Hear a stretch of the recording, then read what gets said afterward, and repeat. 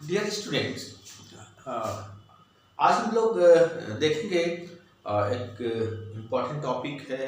वो है किसी स्फीयर 3D, जो अगर कोई शेप हो, 3D आकार, कोई भी 3D शेप हो, तो उसके किसी पार्टिकुलर पॉइंट पे हम एक टैंजेंट प्लेन कैसे ड्रॉ करेंगे, उसकी एक्सप्रेशन क्या होगी।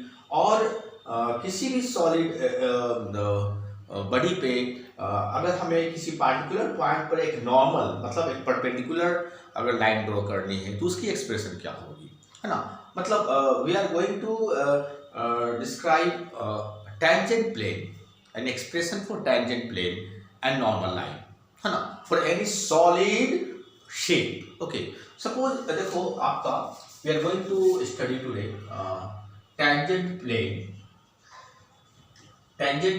पहले आप समझ लो tangent plane होता क्या है, and normal line होता क्या है। बहुत बड़ी बात नहीं है, बहुत आसान ये टॉपिक है। सबसे पहले इसकी मीनिंग समझ लो। सपोज हमारे पास एक 3 डायमेंशनल एक सॉलिड कोई भी आकार है, कोई भी शेप है ना, कोई भी शेप है। जैसे सपोज आकार कुछ भी हो सकता है, ये इस तरह का एक सॉलिड शेप है ना, ये 3 डायमेंशनल शेप है। Okay, I can show you. ये प्लेन हमने बॉडी बोर्ड पे ड्रॉ कर दिया है, इसलिए आपको तो 2D लग रहा होगा, बट इमेजिन कि ये 3 डायमेंशनल सॉलिड शेप है ना, उभरा हुआ, इस तरह से उभरा हुआ। जैसे ये हमारा ये मेरा ये हैंड ले लो, ये सॉलिड स्फीयर। ओके, ये सॉलिड कोई शेप है, 3 डायमेंशनल शेप है। इसमें लंबाई है, चौड़ाई है, थिकनेस है, हाइट है, सब कुछ है। अब एक पार्टिकुलर पॉइंट पर हमको एक टेंजेंट क्या होता है, अलाइंड टचिंग, है ना। जनरली एक सर्किल पर हम टेंजेंट ड्रॉ करते हैं या कर्व लाइन पर टेंजेंट ड्रॉ करते हैं, तो वो क्या होता है, उसे टच करता है ना।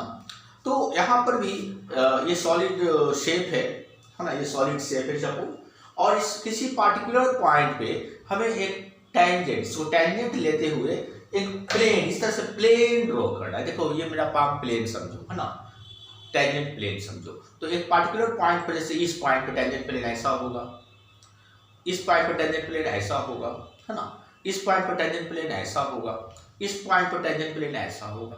तो ये टेंजेंट प्लेन की जो एक्सप्रेशन है वो क्या होगी, उसकी इक्वेशन कैसे हम लिखेंगे, वो आज सीखने जा रहे हैं। साथ साथ हम लोग ये भी देखेंगे नॉर्मल लाइन का मतलब है, सपोज ये सॉलिड शेप है और एक पार्टिकुलर पॉइंट ले लो, तो यहाँ इस शेप पर नॉर्मल क्या होता है, परपेंडिकुलर। यहाँ से एक परपेंडिकुलर जो लाइन होगी उसकी एक्सप्रेशन, है ना, कैसे होगी। इसकी परपेंडिकुलर यहाँ होगी, यहाँ की परपेंडिकुलर ऐसे होगी, यहाँ की परपेंडिकुलर सरफेस के परपेंडिकुलर होगी। तो एक नॉर्मल लाइन का, किसी भी सॉलिड शेप का नॉर्मल लाइन का इक्वेशन या एक्सप्रेशन कैसा होगा, कैसे हम बनाएंगे, वो आज देखने जा रहे हैं हम लोग। ओके, सो सबसे पहले हम लोग देखेंगे कि आखिर ये सॉलिड शेप जो है उसकी एक पार्टिकुलर पॉइंट पर आपको कभी भी टेंजेंट ड्रॉ करना होगा, टेंजेंट प्लेन ड्रॉ करना होगा, या एक्सप्रेशन निकालना होगा, या नॉर्मल लाइन निकालना होगा, तो आपको एक पॉइंट दे देगा, है ना। जैसे हम आपको बता रहे हैं यहाँ पे टेंजेंट प्लेन ऐसा होगा, यहाँ पे टेंजेंट प्लेन ऐसा होगा, ये प्लेन है, टेंजेंट प्लेन है ना, प्लेन है। यहाँ पे टेंजेंट प्लेन कैसा होगा, ऐसा होगा। तो आपको पॉइंट तो देगा ही देगा। तो एक पॉइंट आपको मालूम होनी चाहिए जहाँ पे आपको टेंजेंट प्लेन ड्रॉ करनी है या आपको एक नॉर्मल लाइन ड्रॉ करनी है। माइंड ये 3D शेप है, इस तरह का मेरा 3D शेप है। सपोज एक पॉइंट है जो हम इस पॉइंट पे हमें टेंजेंट प्लेन ड्रॉ करनी है ना। ये पॉइंट आपको दिया गया है। इस पॉइंट को सपोज हमने नाम रख दिया ए। ओके, ए नाम रख दिया। और ये पॉइंट का कोऑर्डिनेट भी आपको मालूम होना चाहिए, क्योंकि ये 3D शेप है। इसमें x डायमेंशन भी होगी, y डायमेंशन भी होगी, z डायमेंशन भी होगी, है ना। कोई भी 3D जो शेप होता है उसमें 2D शेप में क्या होता है, 2D शेप में ये बोर्ड है, उसमें सिर्फ x एक्सिस और y एक्सिस होता है ना। लेकिन 3D शेप में क्या होगा, x एक्सिस भी होगा, y एक्सिस भी होगा, z एक्सिस भी होगा, है ना। तो यहाँ पर ये जो पॉइंट है, ये जिस पॉइंट पर हमें टेंजेंट प्लेन ड्रॉ करनी है या नॉर्मल लाइन ड्रॉ करनी है, उसका आपको कोऑर्डिनेट मालूम होगा या दिया जाएगा। वो भी कैसा दिया जाएगा, x coordinate, y coordinate, z, तीनों कोऑर्डिनेट आपको मालूम होगी, क्योंकि ये 3D शेप है। 3D शेप में तीनों कोऑर्डिनेट की आवश्यकता पड़ती है। तो सपोज इसकी जिस पॉइंट पर आपको टेंजेंट प्लेन ड्रॉ करनी है, नॉर्मल लाइन ड्रॉ करनी है, उसकी कोऑर्डिनेट आपको दी गई है x0, y0 एंड z0। तो ये कोऑर्डिनेट आपको दी गई है ना। This is called fixed point. ये जो है ना, we have to find an expression for a tangent plane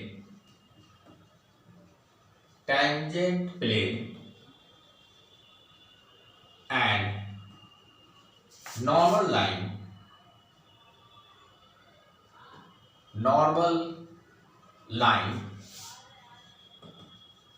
at point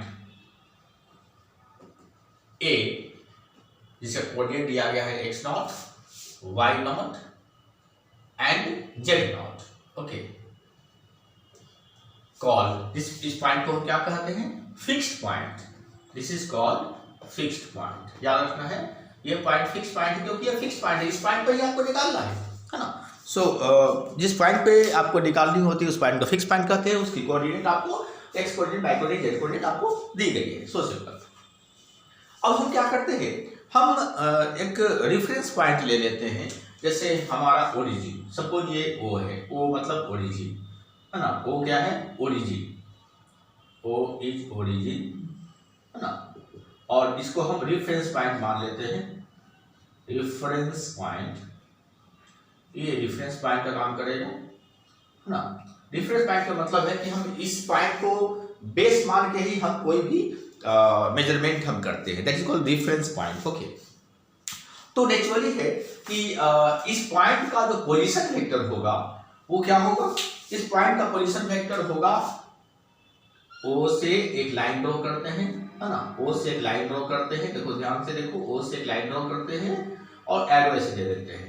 तो ये क्या बन गया मेरा? रेफरेंस, ये मेरा बन गया पोजीशन वेक्टर है ना। इस पोजीशन वेक्टर को हमने नाम दे दिया R0।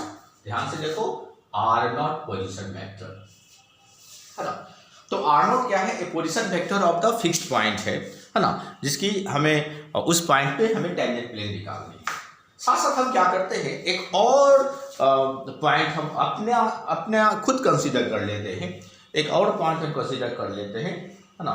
उस पॉइंट को हम खुद मान लेते हैं। सपोज वो जो पॉइंट है वो P पॉइंट है ना।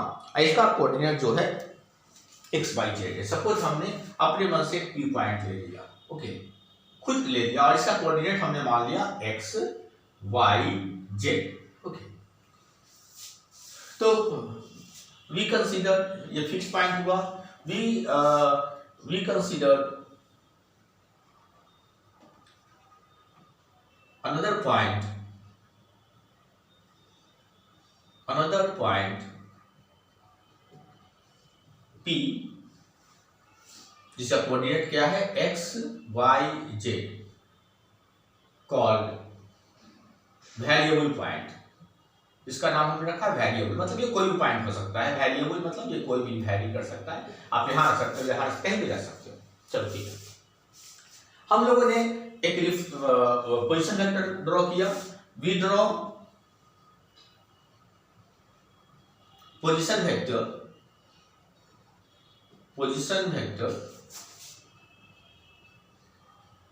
R0। पोजीशन वेक्टर किसका? फिक्स पॉइंट A का। फिक्स पॉइंट A का। और इसका भी पोजीशन वेक्टर ड्रॉ करते हैं। हाँ, इसका भी ड्रॉ कर सकते हैं ना। तो इसका पोजीशन वेक्टर क्या होगा? सिंपल, आप एक एरो ड्रॉ कर दो। हमेशा पोजीशन वेक्टर याद रखना, ओरिजिन के रिस्पेक्ट में ही ड्रॉ होती है, ओरिजिन के रिस्पेक्ट में, और एरो दे देते हैं एरो। ये इसका नाम रख देते हैं R वेक्टर। इसका नाम हम रख देते हैं R पोजीशन वेक्टर है ना। R पोजीशन वेक्टर है ना। We draw a position vector R0 of a fixed point A and position vector R of point P of variable point P, चलो ठीक है, मैंने पोजीशन वेक्टर भी ड्रॉ कर दिया। ओके, नाउ आप ध्यान देना कि इस पॉइंट पे अगर देखा जाए, ये डिस्प्लेसमेंट वेक्टर जो हम ड्रॉ करते हैं A और P के बीच जो एक वेक्टर ड्रॉ करेंगे वो क्या होगा, इस तरीके से अगर हम वेक्टर ड्रॉ करते हैं, ध्यान देना इस तरीके से A से P की ओर हम एक और वेक्टर ड्रॉ कर रहे हैं, ये क्या है, ऐसे A से P की ओर, इसको हम लोग डिस्प्लेसमेंट वेक्टर भी कहते हैं, है ना, या डिफरेंस वेक्टर भी कर सकते हैं। तो A से P जो वेक्टर होगा वो क्या होगा, तो एरो जिधर जाती है उस वेक्टर में से दूसरे वेक्टर को घटाना होता है। ये बेसिक रूल आपको मालूम होना चाहिए, वेक्टर एनालिसिस में आपको पता होगा। तो अगर एरो की डायरेक्शन इधर है, किधर है, R वेक्टर की तरफ, तो R में से R नोट घटाएंगे तो इसकी वैल्यू हो जाएगी R vector minus R note vector.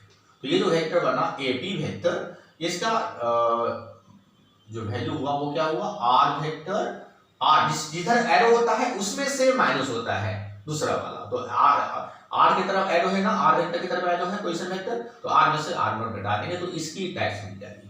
चलो ठीक है, अब यहाँ तक तो बात क्लियर है। अब हम लोग क्या करते हैं कि इस पॉइंट पे एक नॉर्मल ड्रॉ करते हैं, है ना। तो हमें ड्रॉ करनी क्या है, सबसे बड़ी खास बात है कि हमें तो टैंजेंट प्लेन ड्रॉ करनी है। टैंजेंट प्लेन माने मकसद है टैंजेंट प्लेन। तो सपोज टैंजेंट प्लेन जो होगा, इसका एक टैंजेंट प्लेन कैसा होगा, ऐसा होगा, है ना, एक प्लेन सरफेस होगा। सपोज इसका टैंजेंट प्लेन होगा इस तरीके से, हमने एक टैंजेंट प्लेन इमेजिन कर लिया, टैंजेंट प्लेन ऐसा होगा। चलो टैंजेंट प्लेन ऐसा होगा, ये आपको 3 डायमेंशनल है, ये टैंजेंट प्लेन मैंने ड्रॉ किया है। किस पॉइंट पे ड्रॉ किया है, इस पॉइंट पे ड्रॉ किया है। ये टैंजेंट प्लेन है, ये प्लेन सरफेस है ना, टैंजेंट प्लेन आपने एक ड्रॉ कर लिया है। इस टैंजेंट प्लेन तो ड्रॉ कर लिया आपने डायग्राम में, और साथ में आप यहाँ पे इस पॉइंट पर एक नॉर्मल ड्रॉ कर दीजिए, एक नॉर्मल ड्रॉ कीजिए। नॉर्मल का मतलब है एक ऐसा लाइन जो यहाँ इसके परपेंडिकुलर होगा, इस सरफेस के परपेंडिकुलर होगा, इस सरफेस के परपेंडिकुलर होगा। तो इस सरफेस अगर ऐसा है तो इसका परपेंडिकुलर शायद ऐसा होगा, है ना। तो ये नॉर्मल लाइन होगा, this is normal line, this is normal line. Okay, normal line जो होती है उसे हम लोग डेल F से रिप्रेजेंट करते हैं, है ना। नॉर्मल लाइन को हम लोग डेल वेक्टर ही होता है और F से रिप्रेजेंट करते हैं, ठीक है ना। मतलब जो फंक्शन होगा, ये जो शेप जो होगा, ये सॉलिड का जो फंक्शन होगा, उसका डेल ऑपरेटर से हम उसका नॉर्मल लाइन निकाल लेते हैं, ठीक है। तो नाउ अब एक ध्यान देना, हमारे पास 2 वेक्टर हो गई, एक वेक्टर नॉर्मल लाइन है और एक वेक्टर ये सरफेस वाली लाइन हो गई। ओके, ये सरफेस पर ही हमने एक पॉइंट कंसीडर कर लिया है। चलो ठीक है, तो नेचुरली है कि ये जो है आपस में परपेंडिकुलर होगा। ये जो लाइन है, अब ध्यान से देखना, थोड़ा सा हम इसको और परपेंडिकुलर शो कर देते हैं। This is almost like this. Okay, ये है नॉर्मल, ओके, डेल। तो ये जो लाइन है ये परपेंडिकुलर होगी, याद रखना। ये नॉर्मल लाइन और ये सरफेस जो है, जो टेंजेंट सरफेस होगा वो परपेंडिकुलर होगा, याद रखना, ये परपेंडिकुलर होगा। चलो ठीक है, तो नेचुरली है कि ये जो पॉइंट जो है मैंने कंसीडर किया, ये भी टेंजेंट प्लेन पर ही है पॉइंट, है ना। ये जो पॉइंट हमने कहाँ कंसीडर किया है, टेंजेंट प्लेन पे ही कंसीडर किया है। तो ये टेंजेंट प्लेन पे जो पॉइंट भी है एक्स वाई जेड, है ना, ये पॉइंट कहाँ है, सॉरी सरफेस पे नहीं है, ये पॉइंट टेंजेंट प्लेन पे है। और ये पॉइंट कहाँ है, सरफेस पे, ये सरफेस पे, ध्यान देना। ये जो फिक्स पॉइंट है वो सॉलिड के सरफेस पे है, और ये जो पी पॉइंट फिक्स पॉइंट है, ये पी जो वेरिएबल पॉइंट है वो टेंजेंट प्लेन पर। सपोज ये पॉइंट फिक्स पॉइंट है, इस पर मैंने टेंजेंट प्लेन ड्रॉ किया, तो इस पर हम क्या किया, हमने एक पॉइंट पी कंसीडर कर दिया, इस टेंजेंट प्लेन पर ही कंसीडर कर दिया, है ना। So the P point is lies on the tangent plane, याद रखना। और इसी पॉइंट पे हमने एक नॉर्मल ड्रॉ कर दिया। तो नेचुरली है कि ये जो वेक्टर है AP वेक्टर, ये नॉर्मल के परपेंडिकुलर होगा, है ना, क्योंकि टेंजेंट जो प्लेन होगा, टेंजेंट प्लेन के परपेंडिकुलर जो लाइन होती है वही तो नॉर्मल के परपेंडिकुलर होती है ना। तो हम लोग क्या करेंगे कि यहाँ पे एक वेक्टर का इस्तेमाल करेंगे। आप जानते हो कि अगर दो वेक्टर के बीच में 90 डिग्री एंगल है तो उसका डॉट प्रोडक्ट 0 होता है ना। आप जानते हो कि सबसे पहले आप यहाँ लिखोगे कि नॉर्मल जो लाइन है आपकी, जो नॉर्मल लाइन है that is your del F, है ना, it is perpendicular to the tangent plane, है ना। तो नॉर्मल जो लाइन है, नॉर्मल जो लाइन है ये है यहाँ पे कि है नॉर्मल लाइन जो है उसकी जो एक्सप्रेशन होगी वो डेल जो है वो डेल एफ हो जाएगी, है ना, इज परपेंडिकुलर टू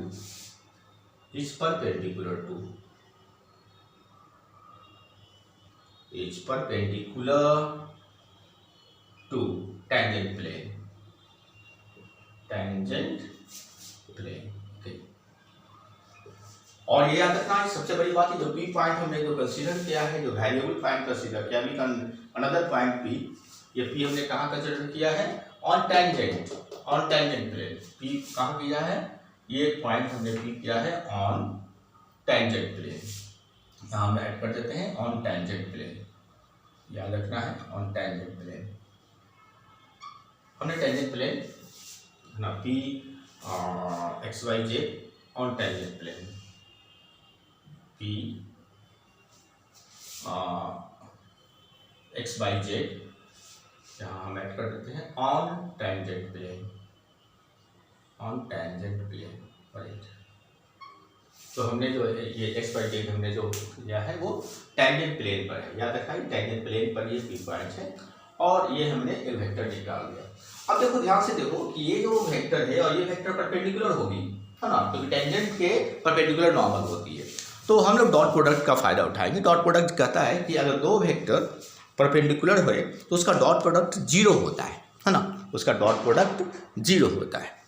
तो सबसे पहले आप ऐसा करो, इसका स्क्रीनशॉट ले लो, है ना, आई गोइंग टू ले लो। चलो ठीक है, तो इस डायग्राम पे ध्यान देना जरा। तो ओके, तो ये हमारी टेंजेंट प्लेन और ये जो नॉर्मल है लाइन, ये दोनों परपेंडिकुलर होता है। तो टेंजेंट प्लेन, ये जो r माइनस आर नॉट है, ये क्या है, ये टेंजेंट प्लेन पर ही एक वेक्टर ड्रॉ की गई है ना। ये जो वेक्टर है AP, ये टेंजेंट प्लेन पे है और ये जो लाइन है नॉर्मल लाइन, ये परपेंडिकुलर है। तो टेंजेंट प्लेन की वेक्टर ये हो गई, है ना। टेंजेंट प्लेन पे एक लाइन है, है ना, r माइनस आर नॉट, तो लिखेंगे सिंस डॉट प्रोडक्ट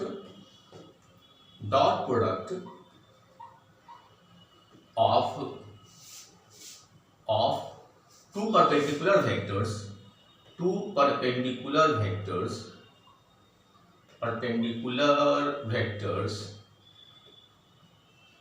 is 0, है ना। डॉट प्रोडक्ट दो प्रोडक्ट, क्योंकि कॉस डॉट प्रोडक्ट में क्या होता है, AB cos थीटा, आपने पढ़ा होगा ना, A vector dot B vector is equal to A magnitude B magnitude cos theta, है ना।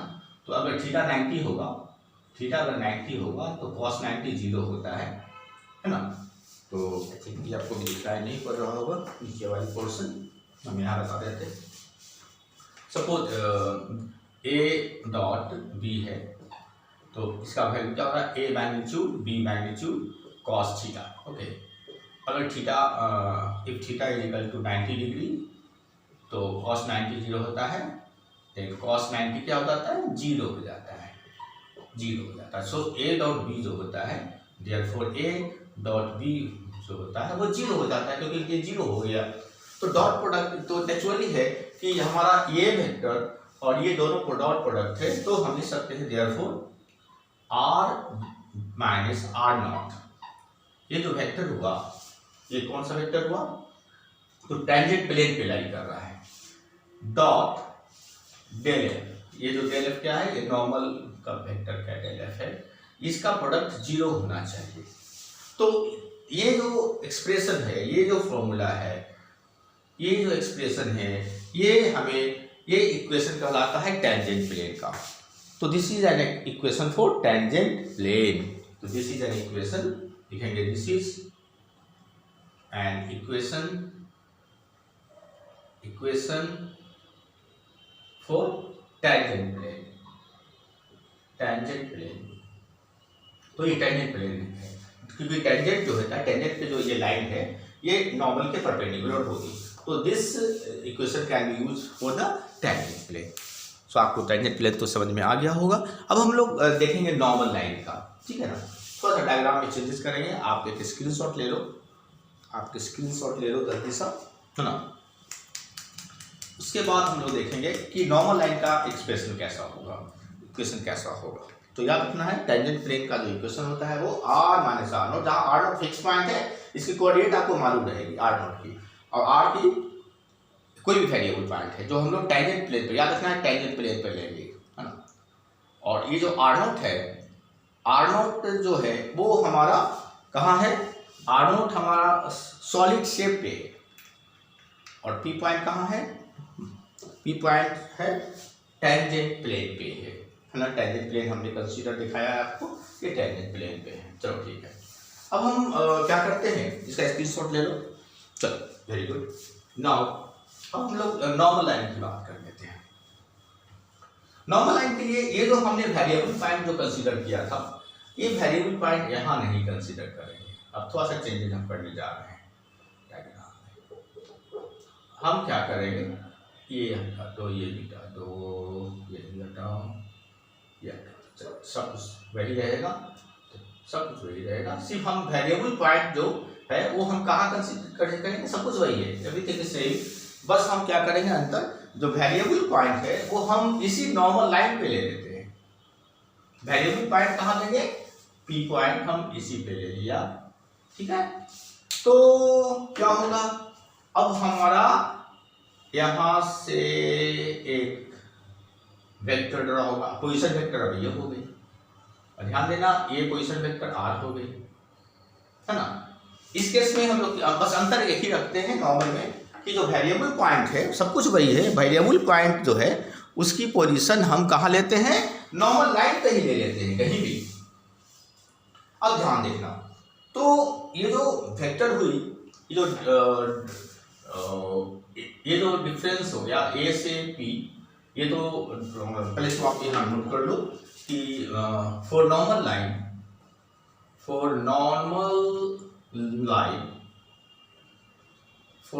लाइन वी कंसीडर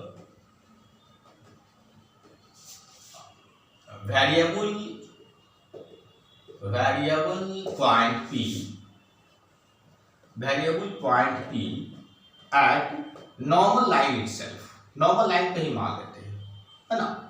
टेंजेंट के लिए हमने टेंजेंट प्लेन पे माना था, लेकिन नॉर्मल लाइन के लिए क्या है, P at normal line itself, normal line पे ही हम लोग मान लेते हैं अनदर पॉइंट, ठीक है। तो इसका पोजीशन वेक्टर फिर ड्रॉ कर दिया है ना। इस पोजीशन वेक्टर, इसकी कोऑर्डिनेट भी मान लेते हैं, वही कोऑर्डिनेट कैसा होगा, x y z, पहले जैसा लिखेंगे, कोई दिक्कत नहीं है ना। इट्स कोऑर्डिनेट इज, इसका कोऑर्डिनेट वैसे ही मान लेते हैं, coordinate is x y z as usual, and position vector, इसका पोजीशन वेक्टर क्या हो जाएगा, वही होगा जैसे पहले मैंने ड्रॉ किया था, सिर्फ पोजीशन बदला है, जगह बदला है, r vector, position vector r vector ले लिया। तो हमारा जो ये जो वेक्टर बना, ये वेक्टर जो ड्रॉ करेंगे कहां से कहां तक, यहां से यहां तक, ध्यान से देखना, यहां से यहां तक।